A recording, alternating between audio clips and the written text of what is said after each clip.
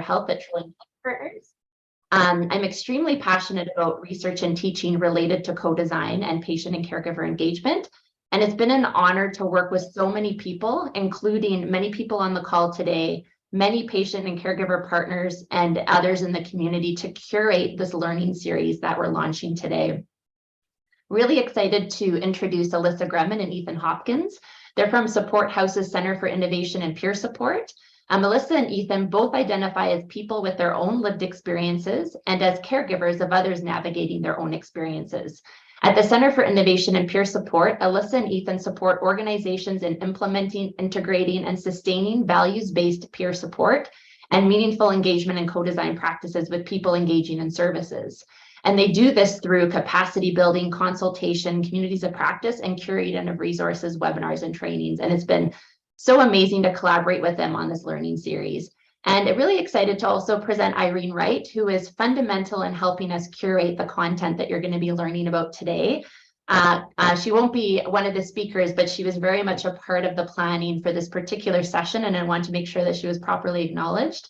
She's the co-chair of Muskokan Area OHT, Patient Family Caregiver Partners Advisory Committee. She's a caregiver for 4 parents and a close friend with cancer. Retired from UHN, where she'd worked for 21 years, and she was the Senior Development Manager, Organization and Employee Development, and so many other accolades that I don't have time to go through, but she's been a personal mentor to me and this journey of building the learning series, and a really great mentor in the content of what we're going to be learning about today.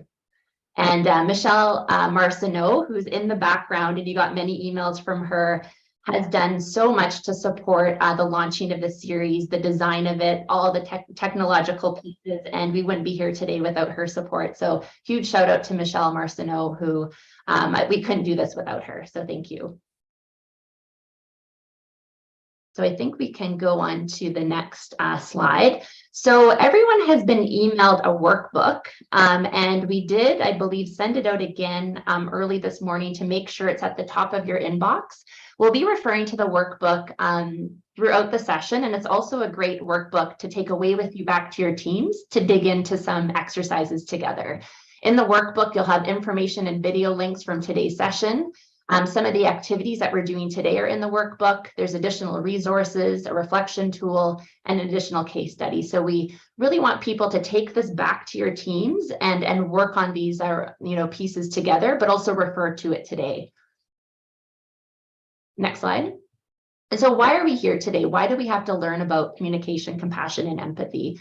Well, first of all, the fundamental skills to do co-design and engagement requires us to communicate openly, to listen actively, to build rapport, to build equal and authentic relationships. It's absolutely fundamental for the work that we want to do together across stakeholders, across organizations, across all the people that we're working with from all walks of life.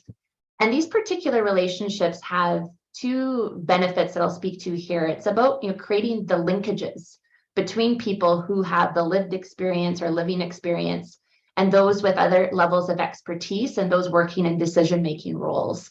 But also it will positively impact the healthcare ecosystem that we work in. By learning to build relationships together, we can work together to co-design innovative tools, solutions, programs, interventions. But we can't jump to the co-design activity without having built really strong, authentic relationships. So the goal for today is to really learn about what it feels like, what it looks like when we talk about empathy and when we talk about building relationships and having open communication. And so now I will pass it over to Alyssa. Good morning, everyone. So I'm going to speak a little bit about building equal relationships within the teams. And as Carrie just highlighted, this is a really important element to the work that we'll be doing. And so meaningful engagement and co-design exists when we focus on building relationships that minimize or eliminate power differences. And so we can have meaningful relationships together when we start to challenge our biases and our assumptions. So for example, if you're working with folks with their own living experiences, this includes that you might start believing that people can navigate and build wellness that is meaningful to them, and understanding that advisors can be in a place to meaningfully use their experiences. So really validating that expertise that can come when we have different stakeholders in our spaces. Self-awareness is also required regarding aspects of ourselves, such as power and privilege and social location, and the ways in which we are physically present in the spaces that we occupy. And so be aware of your audience and engage in ways that support others in feeling as comfortable in approaching you as possible, so that you can start to do some of that work. We also want to be aware that people may still be involved in different spaces, activities, and experiences. So for example, people may still be street involved or using substances or engaging in methadone treatment, still experiencing thoughts of suicide or still caregiving. And so our approach to this collective work needs to be recognizing that and recognizing that there may be different barriers for different folks, and how do we eliminate those. Understanding that using and sharing experience is an expertise is also really important to building equal relationships. And so this expertise comes with unique insights that enrich collective work and will help to acknowledge all expertise at the table. And so the goal is always to recognize all expertise. And part of that is being humble and recognizing the limits of our own knowledge and being open to the knowledge of others, and really creating a space that's open for everyone to be included and share. This valuing of expertise that's at your tables is important, or involves, genuinely listening and really being curious about each other. And we're going to talk about that next. So we have some tangible tips and strategies on the slide, like using accessible language. So just avoid acronyms or inaccessible academic or clinical terminology. In your workbook, there's actually a link to a toolkit all about compassionate language around mental health and addiction. If that is an area that you're working in, you can check that out if it's of interest to you. You also want to use accessible documents and spaces. So I've worked on tables where folks had PDF readers and where they didn't. So sending out PDFs can be really challenging for some folks and for others not. So just be mindful of the ways that we're using our spaces, the documents and types that we're sending out, our communication channels as a group, that kind of stuff. We also want to support all members in navigating how to use various documents and spaces. So making sure everybody has the skills and abilities to access these spaces. Going back to our self-awareness and our privilege and power in situations, we really want to create space for people to be heard and seen. And we want to also be able to use our own power and privilege to uplift and amplify other voices. So I think that that's another really important element. And something that's understated a lot in our society, I feel personally, is expressing gratitude and validation and recognition of others. Taking that time to actually appreciate what's being shared in the space and how we're interacting in the space can create a really positive culture that breeds innovation. And I think that that is really, really important to consider as well.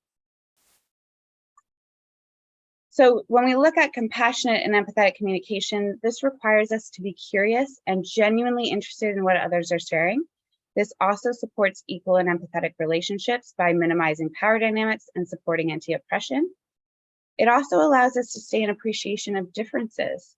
People are so very interesting, and there are so many reasons to be curious. When we are curious, we invest in listening. We will always find value and connection in what others are sharing, which aids in our understanding. So throughout this presentation, I'm going to ask that you consider the value of curiosity and what that will bring to your collective work in your area.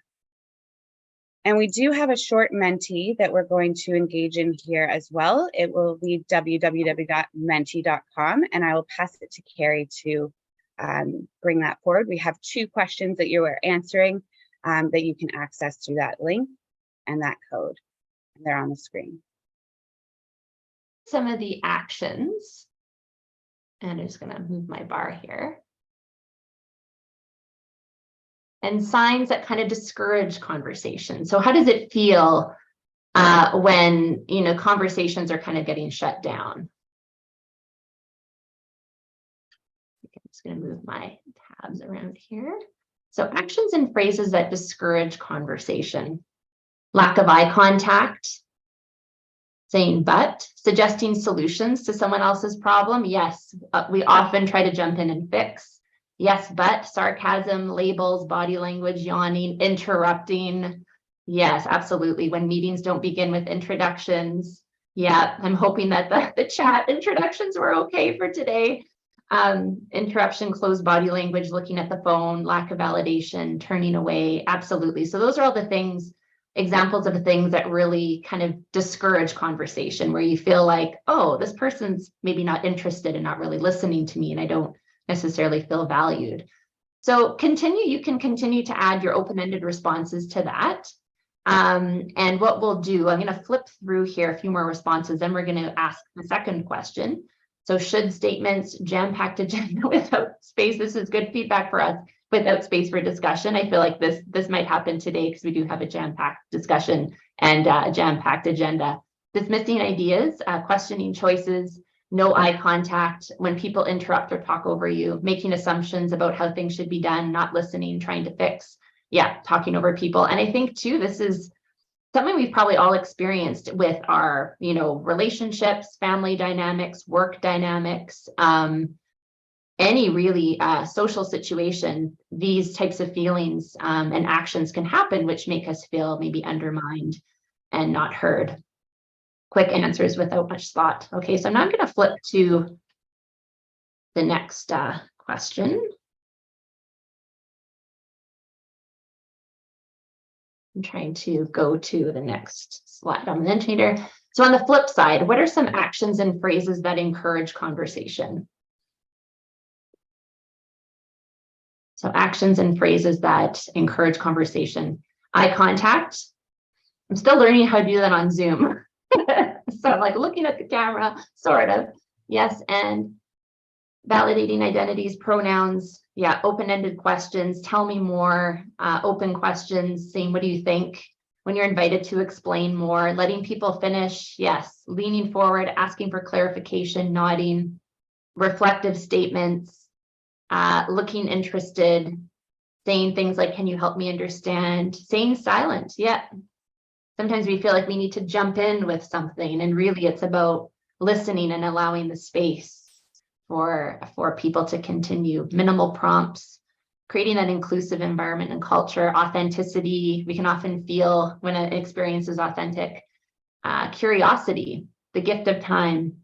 Yeah, we seem to be lacking time, it seems. Yeah, allowing for generative discussions, actions moving forward. So I just also want to highlight too, the value of Mentimeter as a tool to get, when you don't have the time in a space in a big group to kind of open the conversation, going off, opening mics up. This is a great way to get people involved in a way that's anonymous, that allows people who prefer not to speak to still participate. And anyone could use this tool, and you could use it for your community work and your OHT work, just to get some, clarification or get answers to questions. You can vote on different things. So thank you so much for providing these responses, and we're going to keep these, and we could also circulate them after if you'd like.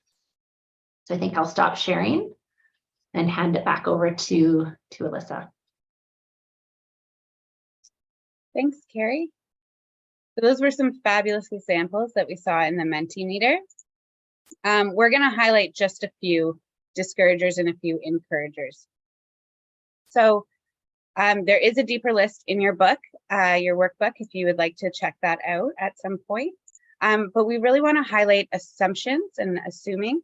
It misses the opportunity for true meaning and exploration of people's ideas, thoughts, or feelings. And all assumptions are detrimental to conversation, but especially when we're looking at empathy, the words or the assumption that you can completely understand something can be particularly misleading. And instead, what we would hope to do is focus on what can you connect with, and not the absolutes. So being more specific with what we're connecting with. We heard but statements. It was one of our first Mentimeter responses, and really it minimizes or dismisses anything that came before it. So anything that you have said before the word but almost becomes meaningless. And so the power of that one little word is really extraordinary. And then minimizing or reassurance really does not honor a person's experience and dismisses them. So words like that's not so bad, or there's nothing to worry about, you're in good hands, does not allow people to explore, expand on their feelings, and really shuts the door on us understanding those feelings and where they're coming from. And so we want to acknowledge that. Someone I see in the chat, and I have the chat open, but I won't be able to respond to everything, has offered using and instead of but. And for most sentences, you can absolutely substitute and instead of but, and it keeps the conversation open and flowing rather than kind of shutting it down or being dismissive. When we look at what can encourage conversation, it really comes down to some trust, empathy, and compassion. And we're going to talk about that all throughout the session. So we're not going to expand on it here, but thinking about those ways that we build that trust, empathy, and compassion. We also want to ask open-ended questions or provide invitations for people to tell us more and to really ground back into that curiosity. So questions that require more than a yes or no response are open-ended. And this helps with that exploration. So it can be an invitation like, tell me more about what is going on, or it can be what might help you not to worry, or what would be most helpful to you right now. One of my favorite ones is, what are the possibilities in this moment? So I really like that open-ended question, and it helps to keep things moving forward in conversation. You can do summarize things or paraphrase things, and that's where we share back what we've heard, which allows someone to reflect on what's been shared so far and share more, or they can clarify true meaning. So if what you share back doesn't align with what they were trying to convey, then they can come through and clarify that. There's also this reciprocity and sharing from our experiences that can be beneficial to conversations. When it is done with care, it can be validating and lets people know that we have a deeper understanding. And we will talk about that a little more in the next section. And at this point, I'm going to pass it to my colleague, Ethan, and he will walk us through empathetic communication.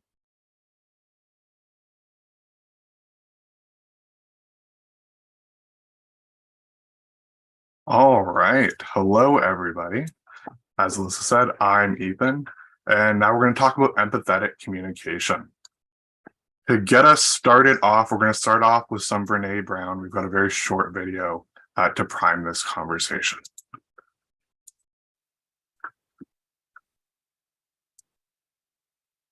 So what is empathy, and why is it very different than sympathy? Empathy fuels connection. Sympathy drives disconnection. Empathy, it's very interesting. Teresa Wiseman is a nursing scholar who studied professions, very diverse professions where empathy is relevant, and came up with 4 qualities of empathy.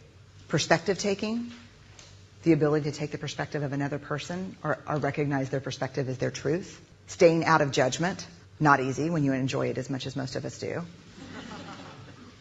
Recognizing emotion in other people and then communicating that. Empathy is feeling with people.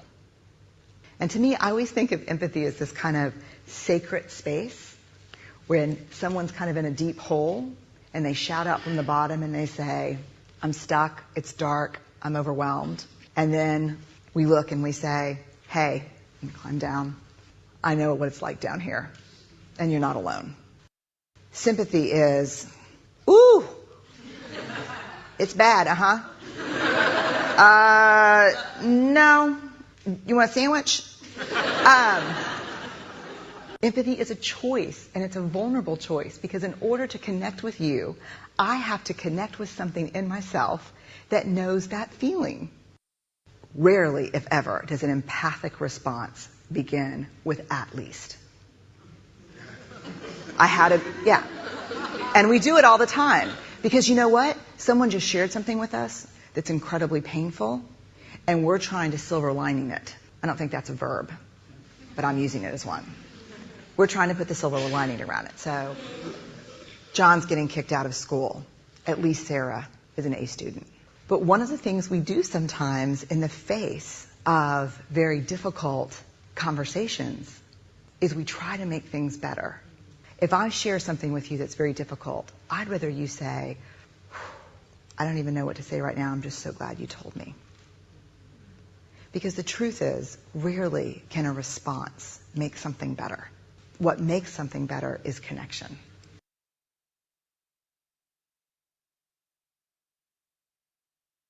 And so thank you to Brene Brown for priming our empathetic communication exploration. What I want to highlight is what she said. Empathy is feeling with people.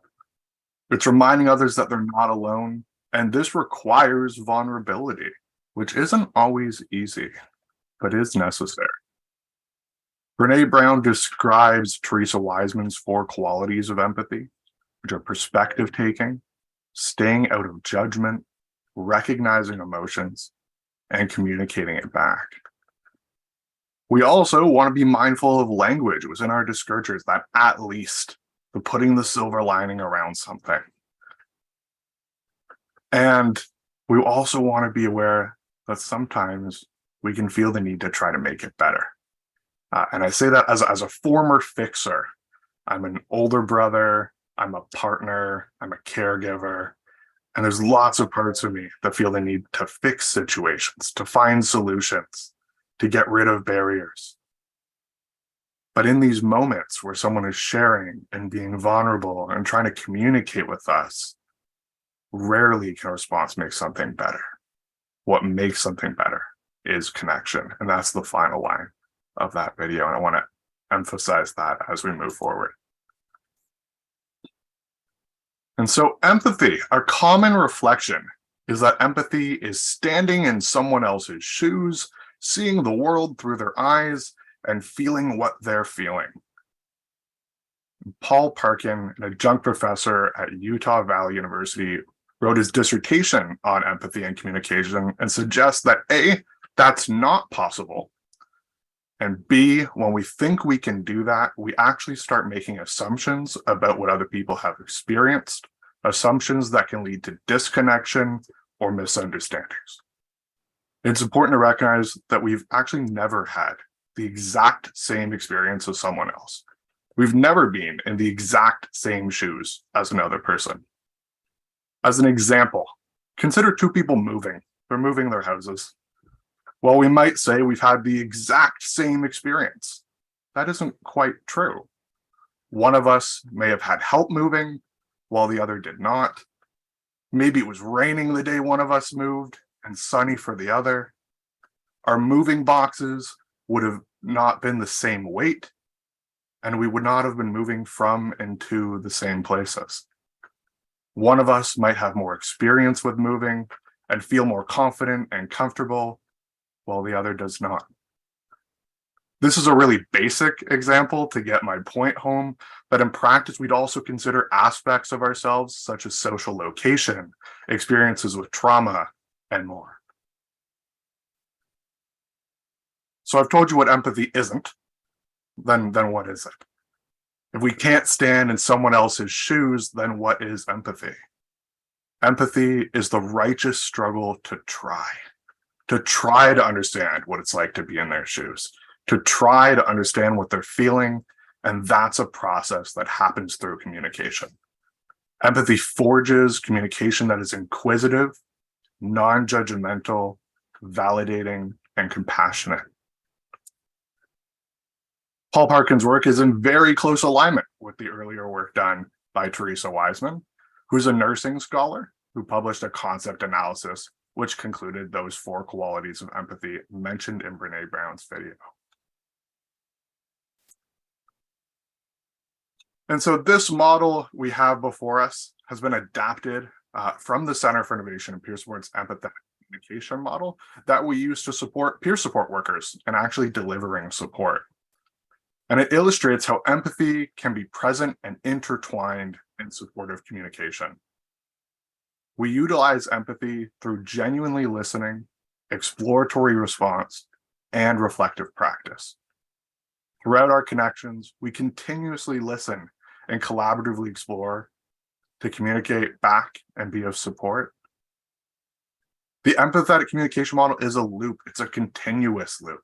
You will engage with different parts of this model multiple times, continuously throughout conversations.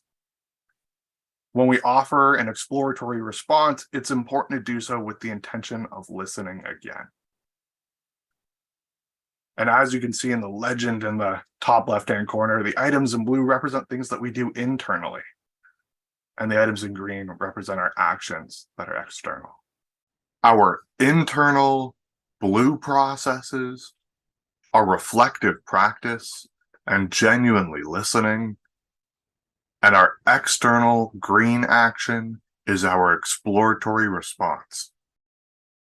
Starting with reflective practice, one of our internal processes. Engaging in regular self-reflection before, during, and after interactions is a practice that enhances our conversation through continuous learning and personal growth.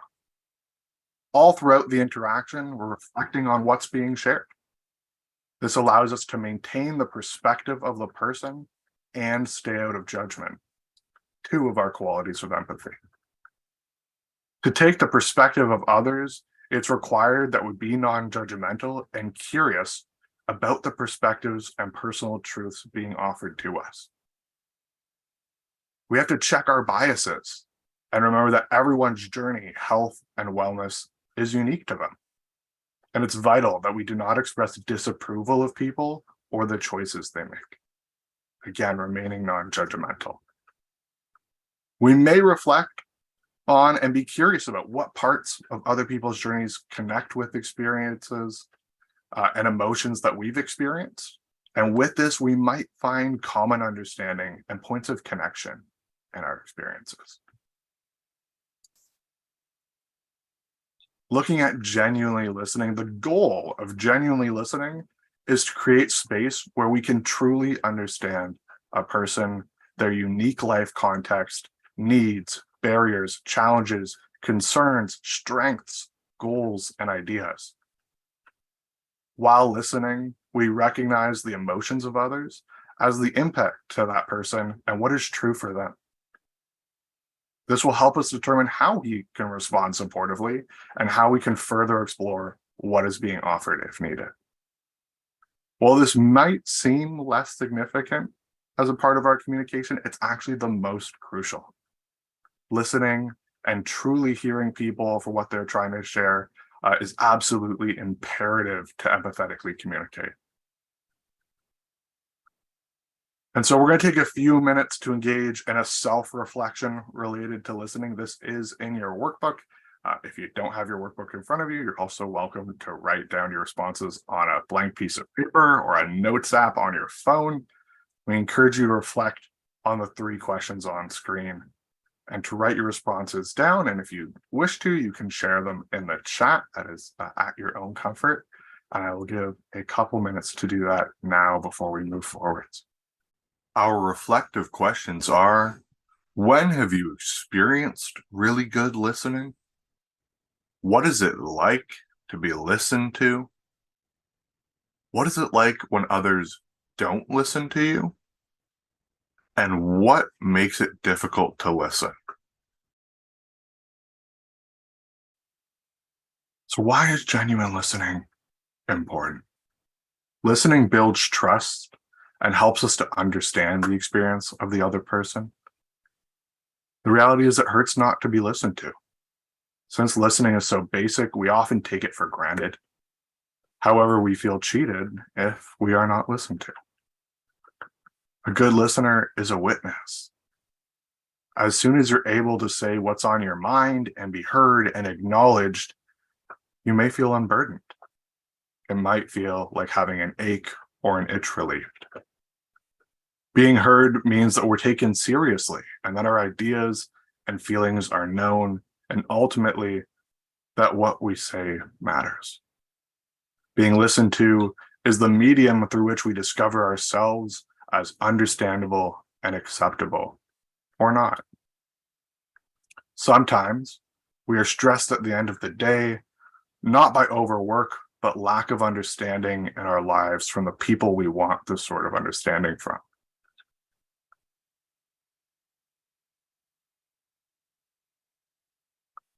And so we're now looking at exploratory response, the external part of our model.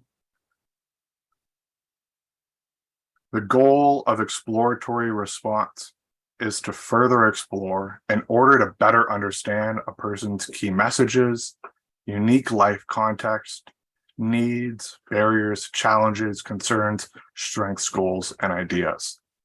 And then communicate the understanding back to the person, checking in to see if we understand correctly. Once we've offered an exploratory response, we then return back to that genuinely listening.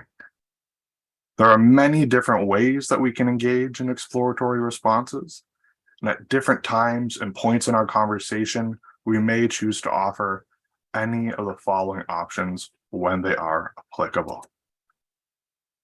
And so looking through our possible responses, we might use furthering responses. This might sound like these minimal prompts. Yes, I see. And then what? They can be nonverbal gestures such as head nodding and facial expressions. It can be accent responses, so repeating a word or a short phrase from the person's message in a questioning tone of voice, encouraging them to explore further. We also urge you to be careful and not overuse these, to use them when they feel appropriate, but not interrupt people as they are trying to share. We also have open-ended inquiries and questions. We can empathetically explore their perspective and experiences through the use of these open-ended inquiries and questions. This inquisitive space not only supports our understanding, but also creates a space for the other person to self-explore and self-determine what is important to them, what their key messages are to us. And communicating back, we have summarization and clarification. Communicating back our understanding of what's been shared often involves summarizing what we've heard and understood. This is also an opportunity to ask if we've understood correctly, providing the person we are supporting with the opportunity to either affirm our understanding or to clarify. And validation. We seek to be validating in our response. We might validate the thoughts, emotions, or experiences of the person.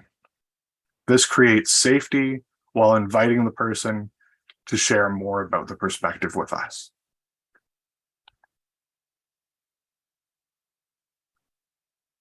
And lastly, we look at meaningful selective disclosure. Meaningful selective disclosure is when we share from our personal experiences in meaningful ways.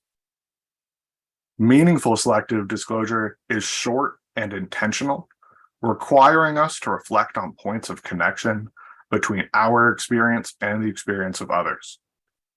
Sharing our experiences in a way that is meaningful conveys that people are not alone in their experiences and struggles, provides validation, and/or aids in the exploration of solutions. When we're selectively disclosing, we want to avoid comparing, dismissing, giving advice, or trying to fix. And so some examples are of someone sharing the impact of long wait lists for care for their child. A meaningful selective disclosure might sound like, thank you for bringing that message to the forefront of our conversation. I'm reflecting on my own experience with my child waiting for care and how frustrating it felt for me. It can absolutely be frustrating for families. And so we're not taking over the conversation. It's not about us now, but we are validating that experience. We are finding a connection point in our experiences. We're humanizing the situation. Or if someone is sharing the impact of losing someone to chronic illness and their lack of access to family support, we might say something along the lines of, I appreciate you sharing that with us. I've also lost loved ones to a chronic illness, and it was a very difficult time for my family and I. I'm glad you're here today for our conversation about more accessible family supports. Notice that there's no assumption of complete understanding of another's experience, but an acknowledgement of similarities. This avoids comparison and keeps that focus on the other person.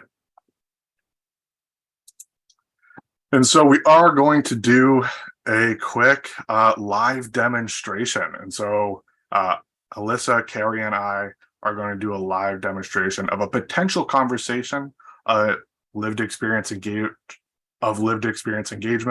and a working group that might take place. As you listen, we encourage you to jot down where you see things that are encouragers, discouragers, and any elements of that model that I was just discussing. For context, this takes place at a working group about the quality improvement of community referral processes.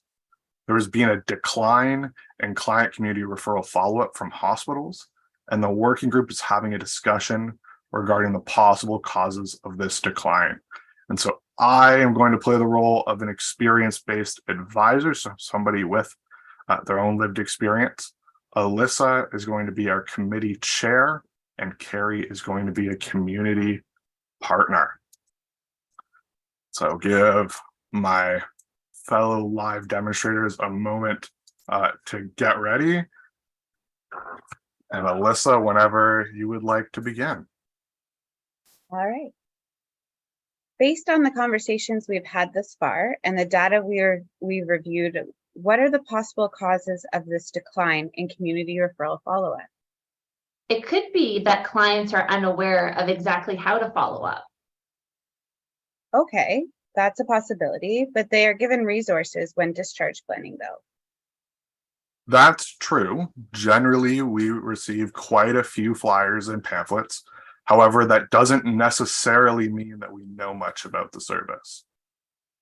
Why wouldn't they just call the number on the flyer and find out?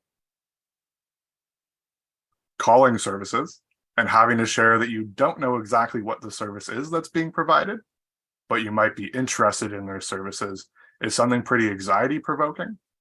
And in my experience, this has always presented a barrier. That makes sense to me. I know that I like to be as informed as I can before making inquiries about a service, or I feel uncomfortable. Based on your experiences, where have you found gaps in sharing information about the community referrals? Well, I think the first part is information overload. I've walked out of the hospital with 10 different flyers and phone numbers, and even if I receive more information about some of them, it's difficult to keep track of which service is which and what each of them provide.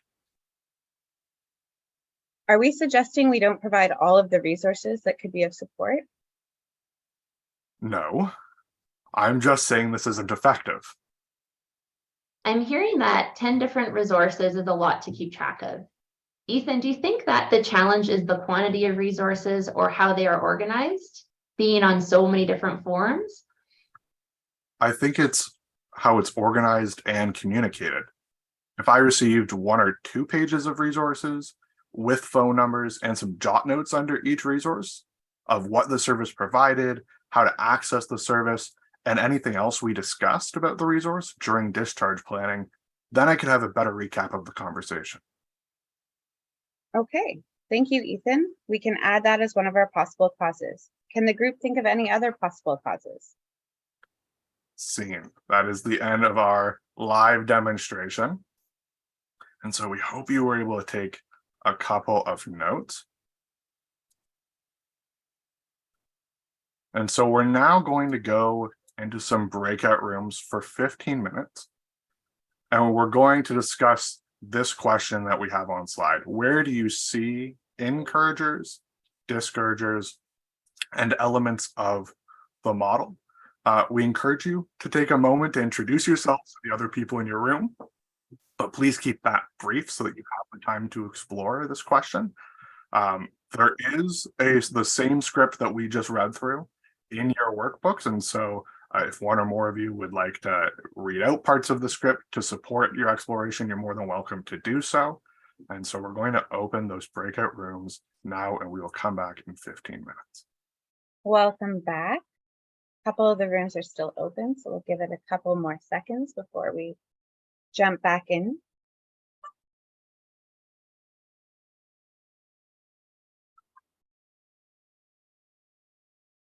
All right.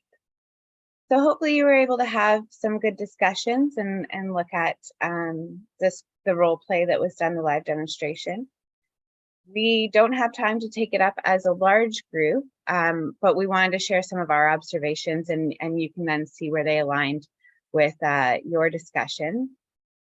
So within Carrie's statements, You can see how she's using different applicable parts of the exploratory response element of the model.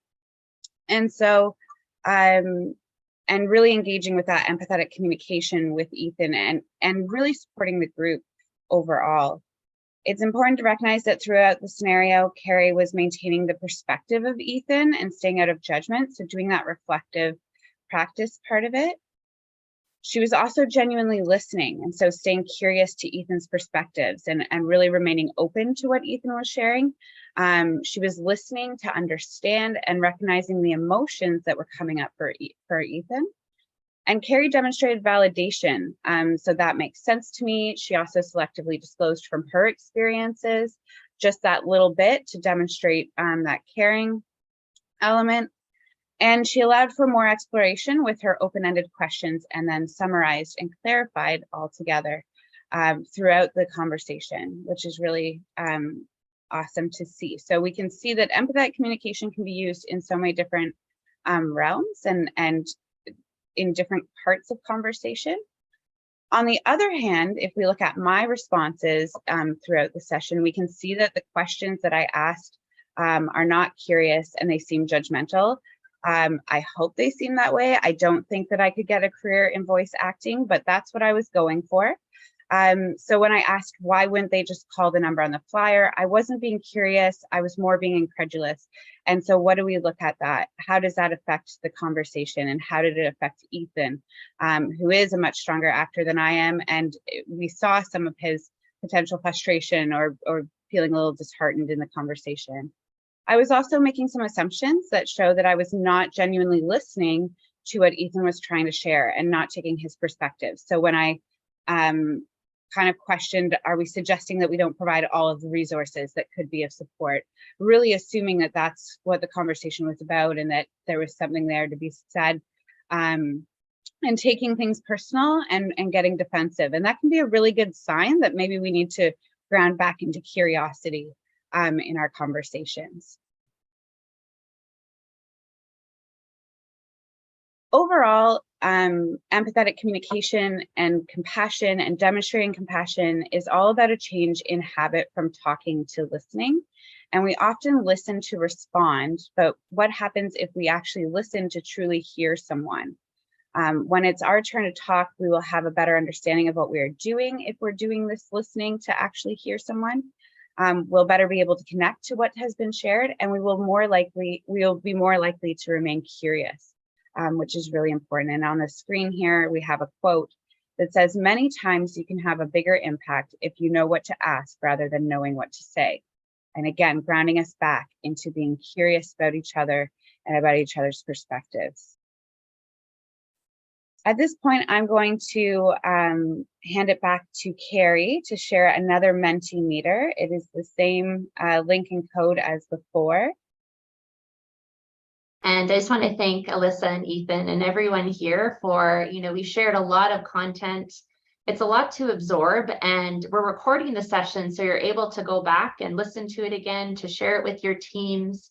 Alyssa and Ethan and Irene put an amazing workbook together that you can reflect on with your teams.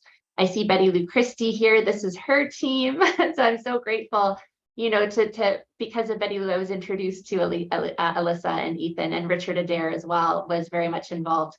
So it's been a huge community effort. These 3 questions, I recently went to a session that talked about head, heart, and feet, and that's how you could divide up evaluation questions with your own teams. Latcha Hives taught me that it's good to, as you're sharing different ways to interact, it's good to kind of call it out as tools that you can share with others. So I got that from Latcha and her mentorship. So first, in the Menti, when I launch it, we'll want to learn what stood out most for you in today's session. So I'll launch that Menti in a moment. The heart question is, how do you feel about using the material from today's session? Or how did the material make you feel as you absorbed it and interacted with it?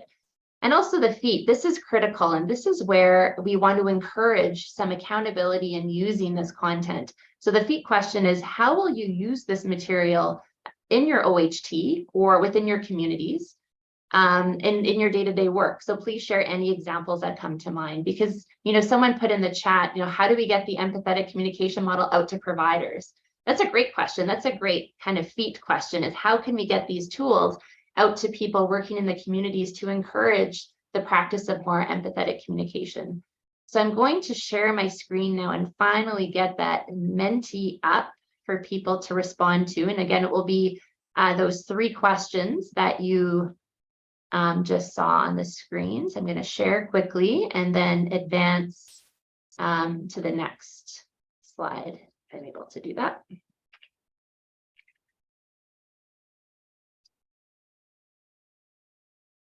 So the first question, the head question, is what learning or maybe piece of information that really stood out for you in today's session? And again, for this Mentimeter, if you go to www.menti.com, you can type in the code. I just have to switch my bar here, 7643-4759. And you can see you can put in as many open-ended responses as you'd like. Brene Brown's explanation of empathy, that everyone's experience is uniquely theirs. Ethan, noted pulling from the research that some people mistakenly say that empathy is about putting yourself in someone else's shoes, but we can't ever do that. But we can try to understand them by active listening and through open-ended questions, and really creating the space for them to share. Yeah, everyone liked that video. That's nice. The difference between empathy and sympathy. Yeah, empathy is needed both ways. The breakout room conversation. Loved getting the review of the empathetic communication model. Yes, absolutely. We have to think about how to get that out to practice. The essential value of listening, the model and breakout group, opportunity to connect with others, importance of listening skills and importance across all aspects of healthcare delivery and planning. Breakout sessions, wonderful. And you can keep these responses coming, and we'll have this as a record to go back to, to reflect on the session. No one ever has the same experience. Yeah.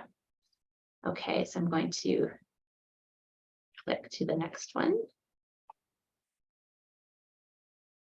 And how do you feel about using the material from today's session? Or how did this session make you feel? Did it evoke any feelings? Or do you feel that, what are your thoughts about using the material? Excited to practice it throughout my life. Yeah, the sessions are really geared to Ontario health teams, but it's so applicable to our day-to-day life and how we relate to one another and how we collaborate together in our personal relationships and home relationships and work relationships. Yeah, exactly. It's highly applicable across personal and professional life, giving me more confidence. Wish there were more staff attending the session. Yeah, we can definitely look at maybe rerunning this or turning it into self-guided learning as a recording. Yeah, not sure how to share other than asking others to view the session. I think that's a good start. And we can look at how to get it out a little bit more. Validated the work that I'm doing, but fine-tuning my skills is helpful. I took for granted that all were using this type of communication. It was humbling to see that for some that this is new. It's true. And it's funny, even myself being aware of, empathetic responses, I find myself in conversations where I'm fixing, I'm jumping in, I'm saying, hey, I had the same experience, and then kind of taking over. It's really easy to do. So having these, the time to reflect and reminding ourselves how to keep conversations open and listen more than talking. Very happy with the materials provided. So Michelle had sent out a link to a pre-module as well as a workbook. If you haven't received those, certainly you could email me, and I'll put my email in the chat, or Michelle could stick that in the chat, and we can make sure you get those materials, because the pre-module is really overarching kind of principles and engagement and co-design, and it introduces the whole series that we're going to be running over the next 7 months. But the toolkit that was sent out is specific to this session here. Okay, so I'm going to now go to the final one about feet, about how we're going to actually use this content. I can just advance here. Don't know why it's not. I have to work on my Menti skills. How will you use this material in your OHT work? Please share any examples that come to mind. Share with my patient experience team, wonderful. Getting buy-in for research and implementation initiatives, continue engaging with those with lived experience, continue to fill the toolkit. Baseline communication standards to improve effectiveness of working as part of OHT team, building our community engagement framework. I think too, when your engagement activities are reported back to OH and to the ministry, certainly talking about, engaging in learning such as this, but also taking the learning back to your teams is a really good kind of tangible action item that you could point to, but also it helps you to spread the word and the work. And if you're having any kind of strategic planning meeting or some type of session where you're doing activities together as a group, pulling in some of those team building activities or reflection activities from the workbook is an example of how you could kind of share the learning as well. Because we're often looking for things to do together as a team, and those could be really kind of fun and helpful exercises. Build this information in our engagement framework, make time for the conversation, stop jam-packed agenda. Yeah, we could, like, even as it applies today, we could have had, I'm sure, we're not providing the space to talk about this as deeply as we can. Open your eyes to things we take for granted, better engagement with research participants in interviews. Yeah, so I encourage you to share the workbooks, to share the recording that we send out with your teams. I'm going to stop sharing for now, but please keep your responses coming in. Just have a couple of slides left just to wrap things up.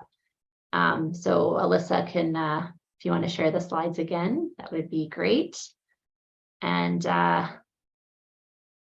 let's see, so we've had some reflections. So again, wanting to emphasize the work, the exercises that are in the workbook that you have that you can share with your teams. And also includes a case study. And so to David's question, we do have on the following slides, we do have a link to provide to get feedback from you.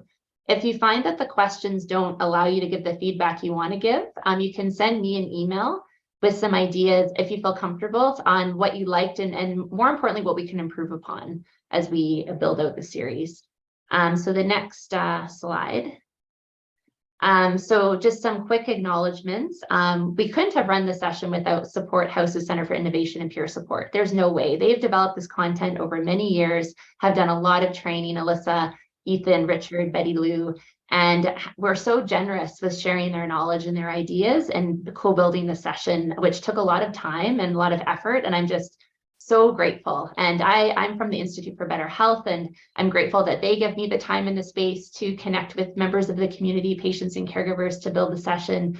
And, we had the Ontario Spore Support Unit, which provided us with a little bit of financial support to compensate people who helped develop the series, which is too many to name, but I do have names on the following slides, and Ontario Caregiver Organization and many others. And Bianca's on the line today. She's been a huge support for this work. And going on to the next slides.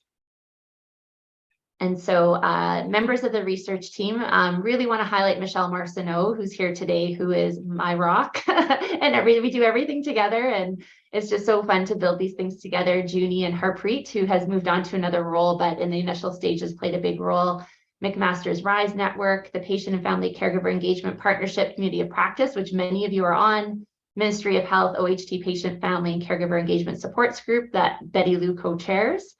And now I get into all of the, the names of so many people who have helped build this content over the course of the year. I'm not going to name everyone's name out loud, but that will go out, in our email, and so many people from all across the province who fulfill so many different roles, who provided so much mentorship and so many great ideas and a lot of patience as we built this work together, really emulating what it's like to co-design and do engagement work, is to agree, disagree, compromise, work together, not knowing where you're going, then knowing where you're going. It's been a really fun journey. And over to the next slide. So now, and getting to the feedback session, we do want to hear your feedback about this session. And there's two ways. You'll see at the bottom of the screen, you can click on the survey link, or you could cut and paste it into your browser. You could also hold your camera.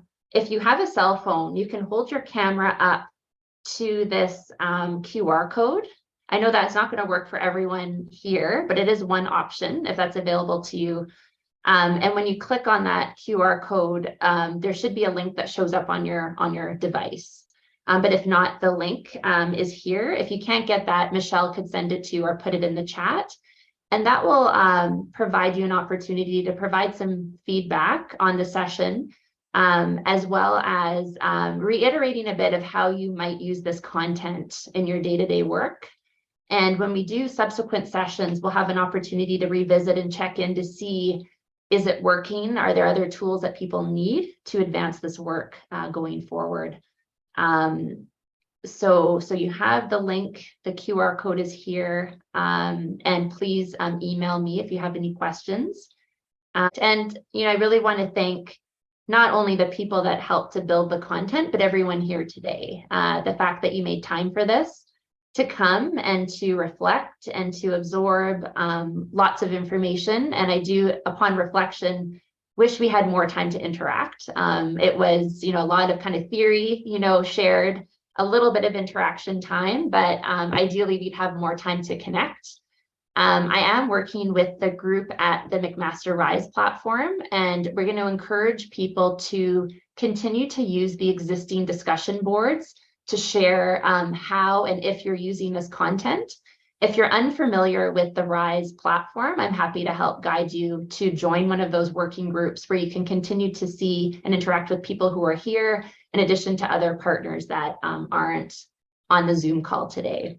So the idea is to apply the learnings in a way that works, but we want to learn what some of the barriers are, so we can create the structures and the systems to better support people in doing things like using the empathetic communication tool or active listening skills, etc.